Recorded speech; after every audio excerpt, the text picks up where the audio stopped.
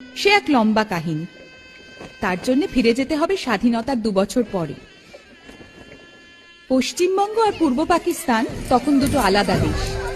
আমার ঠাকুরদারা সবে ফরিদপুরের ভিটে ছেড়ে এপারের বাড়িতে চলে এসেছে।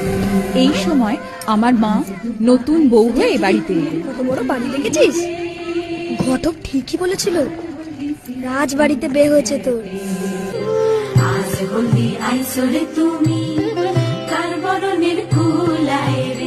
চন্দন বউ আনছে, আশীর্বাদ করবো না? যাও বৌমা, পেন নাম করো গিয়ে। ইনি তোমার পিস শাশুড়ি। আবুদ্দা বলদ, মায়ের সম্বন্ধ করলো বুঝি? চুলের গোস খান দেহি। এ আর এমন কি, বিধবা হওয়ার আগে আমি চুল পাইটটা বসতে পারতাম, তা জানো? ইসে এবার আসল কামটা। এই নাও ধরো, বাপের ঘরে দেখছো কোনো কালে এমন জিনিস? আসো গিয়া, আমার জানার কোনো কাম কাজ নাই।